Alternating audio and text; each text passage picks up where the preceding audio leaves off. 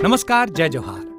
क्या आप भी गवर्नमेंट एग्जाम्स की तैयारी करना चाहते हैं? क्या आप भी मेमोरी टेक्निक्स और ट्रिक्स के जरिए बहुत ही कम समय में स्मार्ट स्टडी करना चाहते हैं? क्या आप चाहते हैं कि सीजी व्यापम टॉपर आपको पढ़ाए? तो डाउनलोड करिए योगेंद्र साहू क्लासेस ऐप। यहाँ 10 से अधिक गवर्नमेंट एग्जाम्स क्रैक करने वाले और सीजी व्यापम टॉप करने वाले योगेंद्र सर सीजीपीएससी और सीजी व्यापम के अंतर्गत होने वाले सभी एग्जाम्स की तैयारी कराएं।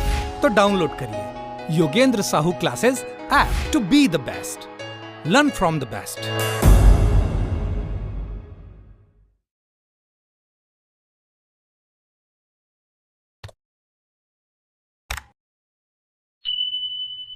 नमस्कार दोस्तों, स्वागत है आप सभी का योगेंद्र साहू ऑनलाइन क्लासेस में।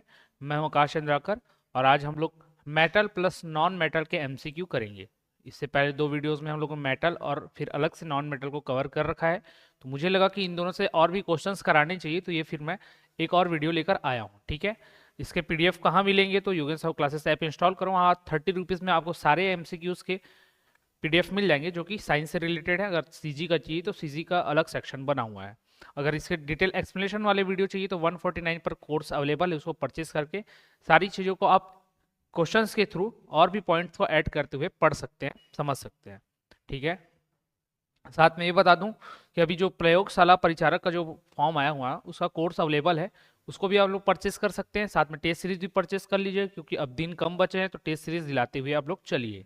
ठीक है, जितना ज़्यादा टेस्ट सीरीज दिलाएंगे उतना ज़्यादा आपको आसानी होगा चीज़ों को समझने में कि कहाँ पर आपकी कमियाँ रह गई हैं, कहाँ पर आपका अच्छा पकड़ मजबूत हो गया है। ठीक है, तो इन सभी चीज़ों का ध्यान रखें, टेस्ट सीरीज दिलाते चले। और सबसे पहले तो चैनल को सब्सक्राइब कर लो जिन स्टूडेंट लोगों ने चैनल को सब्सक्राइब नहीं कर रखा है। ठीक है, और पहला क्वेश्चन देखेंगे, जैसे कि मैंने बताया मेटल और नॉन मेटल से रिलेटेड रहेंगे, तो दोनों के क्वेश्चन आपको देखने को मिलने वाले हैं यहाँ पर। ठीक है, अब निम्नलिखित में से किस गैस का ऊर्जा मान सबसे अधिक होता है? तो पूछा गया है, गैस है हाइड्रोजन, एलपीजी, प्राकृतिक गैस और मीथेन या मीथेन। इन सभी में ऊर्जा का मान सर्वाधिक किस में होता है? तो जनरली नेचुरली आप लोगों को पता होता है कि जलाने के काम में चारों गैस काम में आते हैं। ठीक है, लेकिन जब जलता है तो सबसे ज़्यादा ऊर्जा कौन देता है या कैलोरी किसमें सबसे अधिक होती है? तो वो होती है हाइड्रोजन में। हाइड्रोजन को जलाने से इन सभी के अपेक्षा ज़्यादा आपको ऊर्जा प्राप्त होती है, तो ये याद रखना, हाइड्रोजन सबसे अधिक ऊर्जा देता है। फिर एलपीजी में मेरे को बताइएगा कि एलपीजी में कल भी मैंने पूछा था पिछले आपके वीडियो में, तो पिछला वीडियो शायद अभी अपलोड नहीं हुआ, हो जाएगा, तो उसमें आप लोग बताइएगा कि इस एलपीजी में कौन कौन से गैस मिले हुए रहते, किल किल गैस का ये मिक्सचर होता है। फिर बताइएगा। सेकंड क्वेश्चन देखते हैं, इसमें लिखा गया है कि वनस्पति तेल का हाइड्रोजनीकरण खालिस्तान का उदाहरण है। तो वनस्पति तेल क्या होता है? जो भी प्राकृतिक रूप से हम लोग तेल वनस्पतियों से प्राप्त करते हैं वही वनस्पति तेल हो गया। अब उसका हाइड्रोजनीकरण किसका उदाहरण है बोला, तो पहले ये समझ लो कि हाइड्रोजनीकरण होता क्या है। हाइड्रोजनीकरण का मतलब है कि उन चीजों में जो असंतृप्त हाइड्रोकार्बन रहते हैं वहां पर हाइड्रोजन का जाकर जुड़ना। क्या बोला मैंने? असंतृप्त हाइड्रोकार्बन में हाइड्रोजन का जाकर जुड़ना ही हाइड्रोजनीकरण कहलाता है। और कोई भी चीज जुड़ता है तो उसको हम लोग क्या बोलते हैं? संकलन हो गया। क्या हो गया? उसका संकलन हो गया, तो संकलन अभिक्रिया कहलाती है। ठीक है, और वनस्पति तेल का जब हाइड्रोजनीकरण होता है तो क्या बनता है आपका? वनस्पति घी। वनस्पति घी बनता है, ये आपको ध्यान रखना है। फिर क्वेश्चन नंबर 3 देखेंगे, ऑक्सीजन के अणु में क्या होता है? तो ऑक्सीजन के अणु कौन से बंध के बारे में पूछा है? विद्युत संयोजी बंध, एकल सहसंयोजक, तिहरा या फिर दोहरा। विद्युत सहसंयोजी बंध मतलब क्या होता है? आपका आयनिक बॉन्ड, एक इलेक्ट्रॉन देगा और एक इलेक्ट्रॉन ग्रहण करेगा, इस टाइप का। तो ये तो होता नहीं है उसमें, अणु के बीच में बात कर रहा है, क्योंकि ये O2 होता है और इसको बॉन्ड के फॉर्मेशन हम लोग क्या लिख सकते हैं? ऐसे। तो इसको बोला जाता है डबल बॉन्ड। डबल बॉन्ड मतलब दोहरा सहसंयोजक बंध। तो ये 3 प्रकार के होते हैं, एक तो सिंगल बॉन्ड, एक डबल बॉन्ड और एक ट्रिपल बॉन्ड। ठीक है, तो उसको एकल, दोहरा और तिहरा बोला जाता है। तो ऑक्सीजन में कितना होता है आपका? डबल होता है, दोहरा होता है। क्वेश्चन नंबर 4, नाइट्रोजन के निम्न ऑक्साइड में से किसको लाफिंग गैस के रूप में जाना जाता है? तो बहुत ही इंपॉर्टेंट क्वेश्चन है। लाफिंग गैस किसको बोला जाता है? लाफिंग गैस या हंसाने वाली गैस किसको बोला जाता है? तो N2O, नाइट्रस ऑक्साइड, इसको बोला जाता है नाइट्रस ऑक्साइड। तो नाइट्रस ऑक्साइड को बोला जाता है लाफिंग गैस। सीधा याद रखना, N2O ना कि NO2 ना, N2O। फिर है यहाँ पर फॉस्फोरस को पानी में रखा जाता है ताकि, तो फॉस्फोरस ये भी एक प्रकार का क्या है आपका? ऐसा अभिक्रियाशील धातु है जो बहुत ही जल्दी आग पकड़ लेता है, तो उसको आग पकड़ने से बचाने के लिए ही इसे पानी में भरकर रखा जाता है। जैसे कि सोडियम और पोटेशियम हो गए, उन लोग भी जल्दी से आग पकड़ लेते हैं, अभिक्रिया कर लेते हैं, तो उनको केरोसिन के तेल में रखा जाता है, लेकिन वहीं फास्फोरस को पानी में रखा जाता है डुबाकर। क्वेश्चन नंबर 6 देखेंगे, निम्नलिखित में से किसका प्रयोग पीने के पानी को कीटाणु रहित करने के लिए किया जाता है। तो पीने के पानी को जब भी कीटाणु रहित करने या शुद्ध करने की बात की जाती है, ध्यान देना, कीटाणु रहित या फिर शुद्ध करने की बात की जाती है, तो वहां पास आता है आपका ब्लीचिंग पाउडर। क्या आता है? Bleaching powder. ब्लीचिंग पाउडर, ठीक है। लेकिन कभी भी उसको मृदु बनाने की बात हो या नरम बनाने की बात हो, पानी को या कठोर जल को, तो वहां पर हम लोग धावन सोडा का यूज करते हैं। यहाँ पर कीटाणु रहित बोला था तो ब्लीचिंग पाउडर आता है। कमेंट बॉक्स में कमेंट करके बताइएगा ब्लीचिंग पाउडर का फॉर्मूला क्या होता है, पहले मैंने बताया हुआ है। क्वेश्चन नंबर 7 देखते हैं, कौन सी अधातु कमरे के ताप पर द्रव अवस्था में होती है। तो द्रव अवस्था में किसके बारे में बोला है? धातु। धातु को समझ, सॉरी, अधातु बोला है, तो अधातु को आपको समझता है। तो अधातु होता है आपका ब्रोमीन। अगर यहाँ पर धातु बोलता तो क्या आ जाता? Mercury, Hg। यहाँ पर ब्रोमीन आएगा, अधातु बोला है तो Br। और ये कैसे तत्व, कौन से वर्ग का तत्व है? तो ये हैलोजन वर्ग का तत्व है, ठीक है। ये कमरे के ताप पर कौन सा अवस्था में होता है? द्रव अवस्था में होता है, और बहुत ही ज्यादा विषैला होता है। क्वेश्चन नंबर 8, उत्कृष्ट गैस का आयनन विभव क्या होता है। अब आयनन विभव क्या होता है? आयनन विभव मतलब क्या? तो आयनन विभव मतलब किसी भी परमाणु के बाहरी कक्षा से इलेक्ट्रॉन निकालने के लिए जितने ऊर्जा की आवश्यकता होती है उसे ही आयनन विभव कहते हैं। और पता है कि उत्कृष्ट गैस का जो आखिरी कक्षा रहता है वो अष्टक पूर्ण हुआ रहता है, मतलब वो अक्रिय रहता है, क्योंकि अष्टक पूर्ण है तो किसी भी क्रिया में भाग नहीं लेगा। तो वहां से जब अष्टक पूर्ण हो जाता है तो इलेक्ट्रॉन को निकालना मुश्किल होता है। तो मुश्किल होगा मतलब क्या? आयनन विभव अधिक लगेगा, अधिक लगेगा। तो एक अवधि में अधिकतम होता है, ठीक है। एक अवधि में क्या होता है? ये अधिकतम होता है। अवधि मतलब क्या? पीरियड। पीरियड मतलब क्या? ये वाली 36 पंक्तियां, ये अवधि या पीरियड होती है, आवर्त होता है। वर्ग, समूह, ग्रुप, कॉलम बोले तो ये होता है, ठीक है। तो यहाँ से लेकर यहाँ तक जब तक जाएंगे आप तो आयनन विभव का मान बढ़ते चले जाता है, और यहाँ पर उत्कृष्ट गैसों का मान सर्वाधिक रहता है, ठीक। तो ये ध्यान में रखना, तो एक अवधि में सर्वाधिक होता है। और अगर यही वर्ग में पूछ देता तो वर्ग में नीचे जैसे जैसे जाते जाते आयनन विभव का मान कम होता है। फिर आधुनिक आवर्त सारणी के समूह का नाम बताइए जिसमें सभी तत्व गैस है। तो ऐसा कौन सा आवर्त सारणी में ऐसा कौन सा समूह है, समूह या ग्रुप या वर्ग बोला जाए तो वो कौन सा है जिसमें सारे के सारे गैस मौजूद है?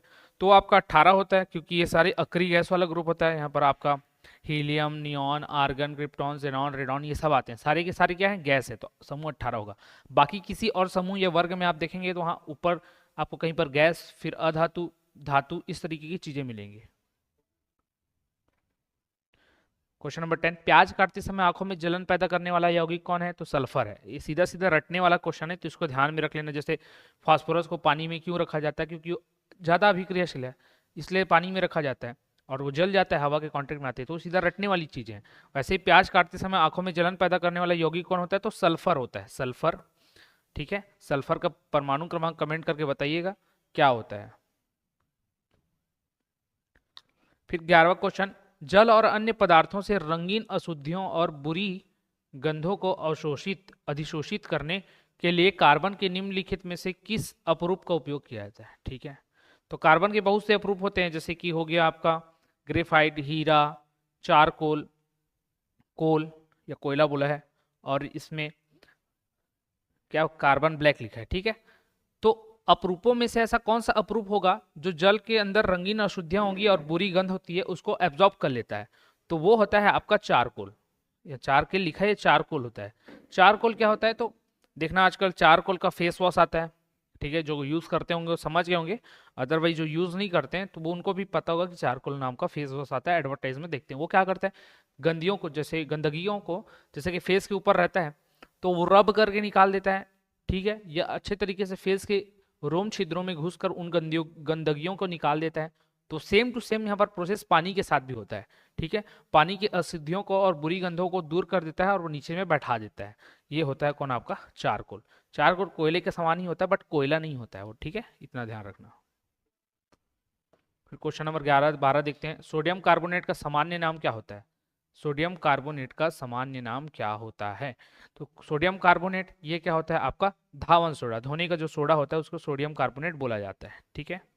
अब खाने का सोडे का नाम क्या होता है?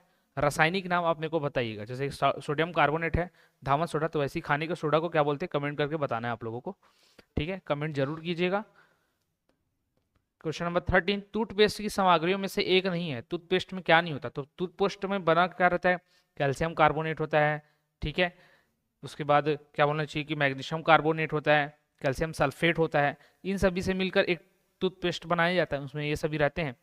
तो ये 4 ऑप्शन दिए, उसमें से क्या नहीं होगा बोला है, तो फ्लोराइड रहता ही ये रहता है, आप देख सकते हैं इंग्रेडिएंट में जब जाकर देखेंगे तो कैल्शियम कार्बोनेट रहता है और नीचे में यहाँ लिखा है मैग्नीशियम कार्बोनेट, तो ये भी रहता है। सोडियम कार्बोनेट नहीं होता, क्योंकि सोडियम कार्बोनेट क्या होता है अभी मैंने बताया, धावन सोडा, और धावन सोडा को हम लोग यूज़ नहीं करते मंजन के रूप में या फिर टूथपेस्ट के रूप में, तो पहले ही पता चल जाता कि ये नहीं आएगा, तो ठीक है, तो यही आपका आंसर है, क्योंकि नहीं पूछा है। तो सोडियम कार्बोनेट टूथपेस्ट की सामग्री में नहीं आता, बाकी 3 याद रख लो, फ्लोराइड, कैल्शियम कार्बोनेट और magnesium carbonate plus calcium sulphate. अब केरोसिन में निम्नलिखित में से कौन सी अधातुएं संग्रहित होती हैं, तो अभी मैंने बता दिया था केरोसिन मतलब मिट्टी के तेल में, मिट्टी के तेल में आपका सोडियम और पोटेशियम होता है, दोनों ही हाईली रिएक्टिव होते हैं, जैसे ही आप इसको पानी में डालो या फिर हवा में निकालो आग पकड़ लेता है, इसलिए इनको मिट्टी के तेल में रखा जाता है। क्वेश्चन नंबर 15, ठीक है, क्वेश्चन नंबर 15, मधुमक्खी के डंक का इलाज करने के लिए किस घोल का उपयोग किया जाता है, तो मधुमक्खी के डंक का इलाज करने के लिए किस घोल का उपयोग किया जाएगा, तो मधुमक्खी के डंक में पहले आपको पता होना चाहिए कि क्या होगा, ये एसिडिक होगा कि बेसिक होगा, तो ये होता है एसिडिक, इसमें होता है फॉर्मिक अम्ल, जैसे कि चींटी में होता है फॉर्मिक अम्ल, चींटी का डंक या चींटी काटता है तो हमें हमारे अंदर फॉर्मिक अम्ल को इंजेक्ट करते हैं, जिससे हमें थोड़ी सी वहाँ पर झंझनाहट या तेजपन की एहसास होती है, खुजली होता है, ठीक है। सेम मधुमक्खी के डंक का भी होता है, इससे क्या हो जाता है कि जहाँ पर भी मधुमक्खी ने डंक मारा है वो स्थान फूल जाता है, सूज जाता है।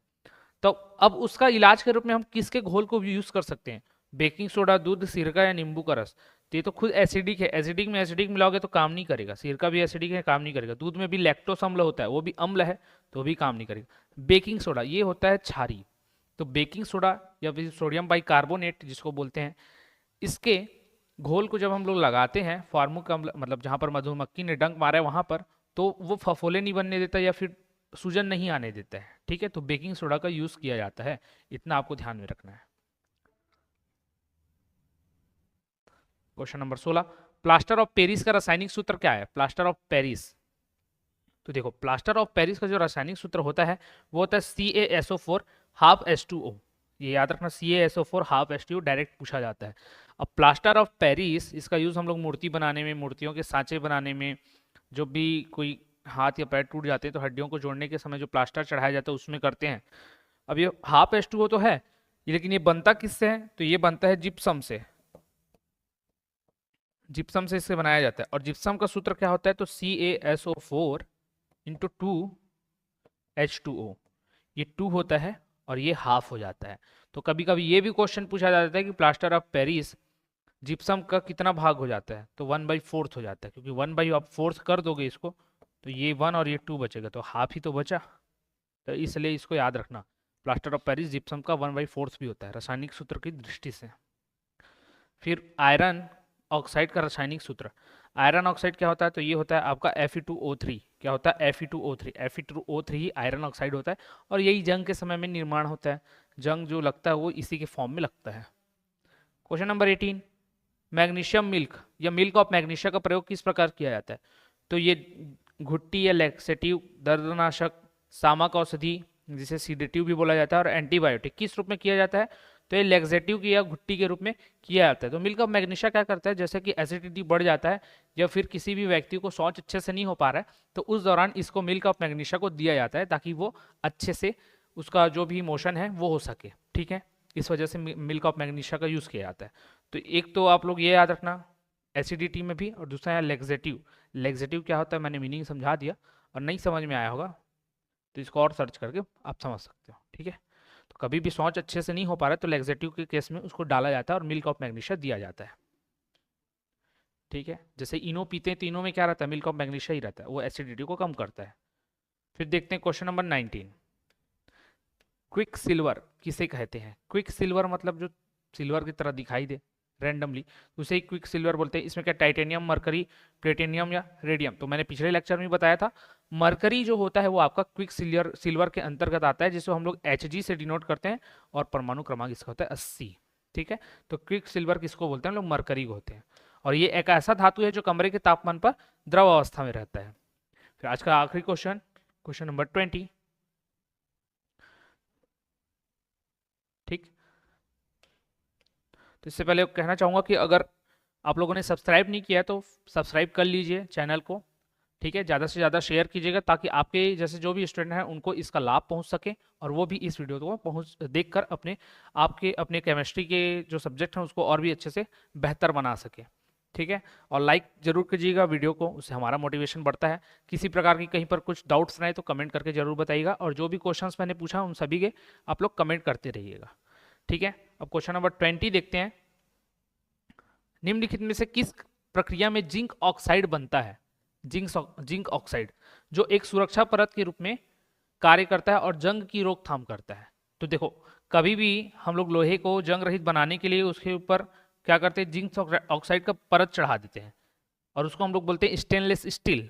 ठीक है, लेकिन ये स्टेनलेस स्टील बनाने के पहले उसको जिंक ऑक्साइड को जो हम लोग चढ़ाते हैं, तो इस प्रक्रिया को भी कुछ नाम दिया गया होगा। उस प्रक्रिया को बोला जाता है गैल्वेनाइजेशन या फिर जस्तीकरण। हिंदी में अगर बोलूं तो इसी को बोलेंगे क्या, जस्तीकरण, और इंग्लिश में गैल्वेनाइजेशन।